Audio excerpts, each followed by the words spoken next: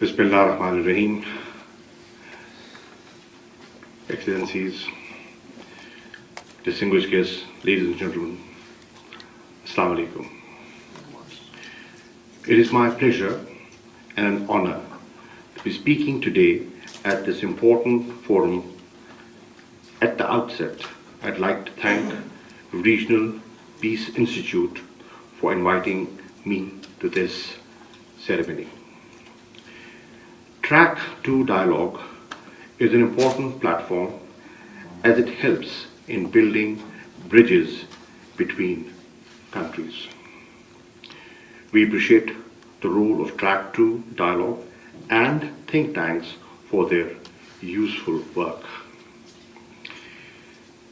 In this regard, I'd like to admire Regional Peace Institute and Hans Seidel Foundation for holding the 7th round of Pakistan-Afghanistan Track 2 bilateral dialogue.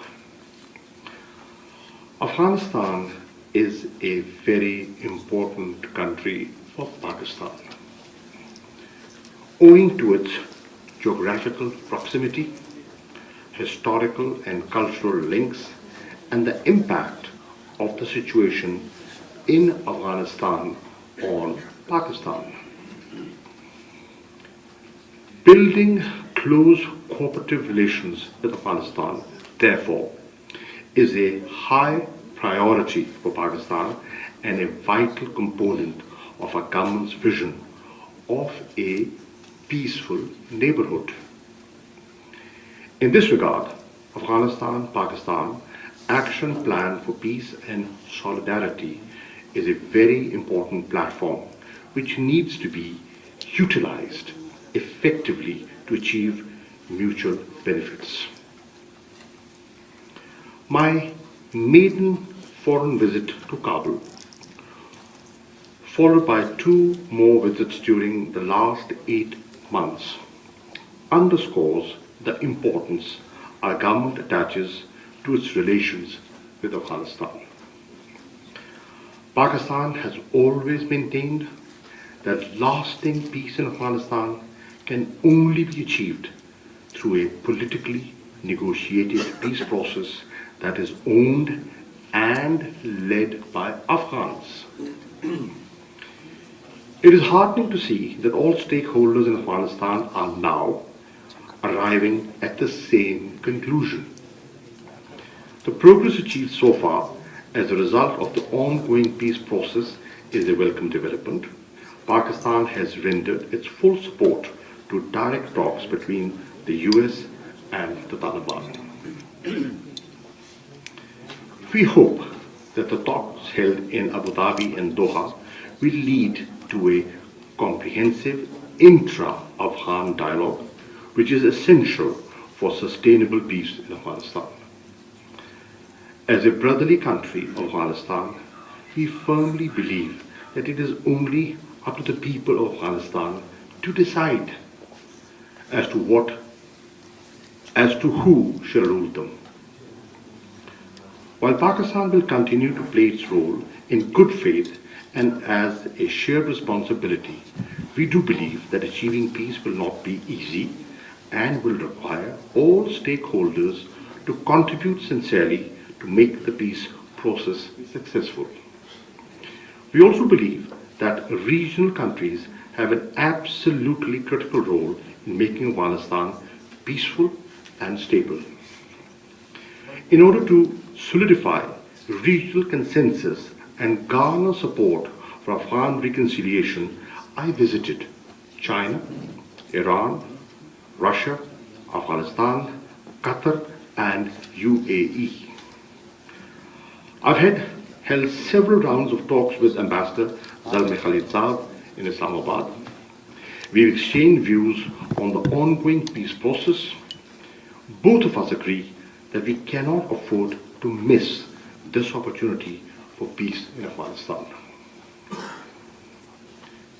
It is unfortunate that the Doha dialogue between the Afghan delegation and the Taliban, scheduled to be held earlier this month, was postponed. Intra-Afghan dialogue holds the key to Afghan peace process. We hope that the meeting will be held at an early date. Peace in Afghanistan is also crucial for regional connectivity. Rightly described as the heart of Asia, Afghanistan is at the heart of major regional connectivity initiatives, be it rail and road connectivity or energy corridor. Our dream of regional connectivity can only be realized if there is stability and peace in Afghanistan. The conflict in Afghanistan has triggered one of the largest displacement of people. Bulk of the people displaced by the lethal conflict found their abode in Pakistan. Pakistan has continued to host millions of Afghan refugees for almost 4 decades. The largest protracted presence of refugees anywhere in the world. The 3 million Afghan refugees in Pakistan consider Pakistan their home. There is intrinsic linkage between the economies of Afghanistan and Pakistan. We are the largest trading partner of Afghanistan and the largest importer of Afghan exports, which is the lifeline of Afghan economy. We also remain supportive of Afghanistan's regional connectivity initiatives. Pakistan is part of a multiple bilateral and regional connectivity initiative like Peshawar-Kabul motorway, Torkham-Jalalabad dual carriageway, Chaman-Kandahar railway, and transnational energy transmission projects like Turkmenistan, Afghanistan, Pakistan, India, the Tapi gas pipeline, and CASA 1000 transmission lines. These projects are important for deepening mutual connectivity of Pakistan, Afghanistan, and Central Asia, and address the energy needs of the region and generate significant economic activity in Afghanistan. Pakistan has played its due role when it comes to contributing to the reconstruction of Afghanistan.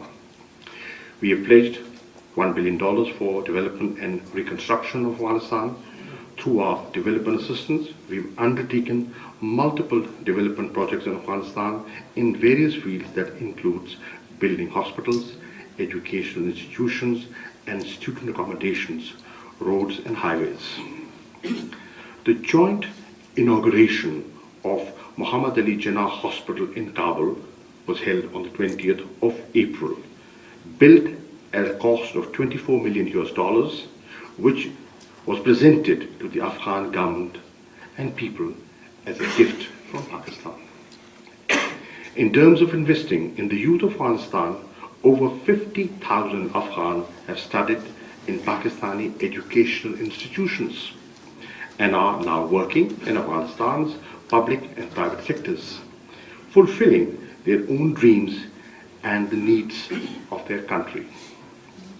We've extended 6,000 fully funded scholarships for Afghan students. To encourage female education, we have dedicated 100 seats to female candidates from Afghanistan. In addition, we have been extending a large number of training and capacity building courses to Afghan professionals from various fields including doctors and paramedics, diplomats, bankers, people from railways, agriculture, and forestry departments. I would like to conclude by reiterating that it is our sincere and genuine desire to see our Afghan brothers live in peace, and we will continue our support for durable peace in Afghanistan. We are also determined to continue our sincere efforts for strengthening bilateral relations by deepening cooperation to address the challenges and promoting mutually beneficial relations. Ladies and gentlemen, this is what I had to say, and this is what the policy of the Pakistan government is. But I'd like to share some thoughts beyond the written text. Because I'm not here to just deliver a written speech. I'm here with conviction. Conviction for peace and stability, for the future of my country and my region. History tells me no superpower has ever, and whenever it tried, it failed. The Afghans are proud people, and they do not accept masters, but they do welcome friends. And Pakistan, ladies and gentlemen, is a country that wants to befriend you. And today you have in Pakistan a government which is extending an arm of friendship. This is a historic moment. If Pakistan and Afghanistan miss this opportunity, our future generations will curse the leadership that governs on both sides. Let's not forget, history can be unforgiving. And let's learn the lessons from history. So let's avail this opportunity. Let's make the best of a new convergence that has emerged. And that is why I'm here, sir, at your invitation. And that is why I think this round, the 7th round of academics and intellectuals and former diplomats and people who care about Afghans and Pashtuns is important. And other ethnic groups. Afghanistan is more than Pashtuns. All ethnic groups. People who care about peace. People who care about stability. It is important for them to sit together, to join hands and think and carve out a future. No matter what friends and others tell us, to the people of Afghanistan and to the people of Pakistan or Afghanistan, do we need a third party to tell us what is in our interest? Can't we see what is in our interest? Can't we understand how we stand to gain and how will we lose if we do not see eye to eye and we do not cooperate with each other? We have intellectuals from all over the world who come and tell us, can't we see for ourselves? Our futures are tied. Geography has tied us together. There's no escape from that. The sooner we realize it, the better it will be for both of us. Today, we have to decide what kind of a future we want for ourselves. We've seen the pendulum swung from one side to the other. There was a time when Pakistan was your most trusted friend. When you were hounded, Pakistan embraced you. For decades, Afghans lived as brothers and sisters in Pakistan, and still are. And then we saw the pendulum swing in the direction where we were accusing each other, pointing fingers. So the trust, the pendulum swung from the complete trust that you considered Pakistan as your second home. Which of the Afghan leader has not lived in Pakistan, has not benefited from Pakistan? And then we saw the trust wither away. And there are factors. I do not want to go into those factors because this is the time for building bridges, not burning them. So we have to sit and we have to ponder and we have to carve a future together. I, as a Pakistani, who happens to be the foreign minister of this country, would like to see us play cricket together. I would like to see energy flow from the north to south. And Afghanistan and Pakistan both benefit from it. I would like to see a new regional connectivity. And now with this new economic corridor connecting north to the south, nobody could, a few decades back, even dream of something, a project of this nature. But it has become a reality. Who knows? Who knows? Tomorrow, we could be connected east to west. And why not? And why not?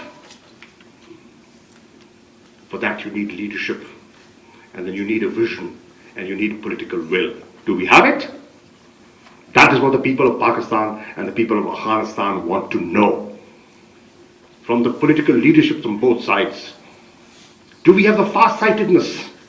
Do we have the vision? Do we have the depth to understand the challenge that we are confronting as nations? That is what we need to understand. And people like you have to guide us. Academics, people who've seen happiness and who've seen sorrow together. We've seen good times together, and we've seen bad times together. There is interdependence. We have to trade together. We have to reconstruct our countries together. We have to rebuild devastated areas together. We have to build roads and bridges together. Let's do it. Who's stopping us? Who's stopping us? But ourselves. So, my message is, it is in Afghanistan's interest as well as Pakistan's interest to, as somebody said, perhaps you said, let's build a new trust. Let's have a new beginning. We need new beginning. If we want to fight poverty, and we do, and if we want to fight corruption, that we do, and you've seen what corruption does to your country, and we've seen what corruption has done to Pakistan, then we have to fight together. We have to join hands together. I have just returned from Beijing. I was there to attend the second round of the Belt and Road Initiative, the BR Forum. Wouldn't it be nice that I see in the next round of the BRF Forum my Afghan brother sitting next to me and part of a new future, of a new dream, of green, clean, sustainable development, of regional connectivity, of cooperation, and a brighter future. So, give us the opportunity. You, the academics, give us the opportunity. Give us the guideline. Give us the philosophy. And we as politicians should have the far-sightedness to implement it. Thank you.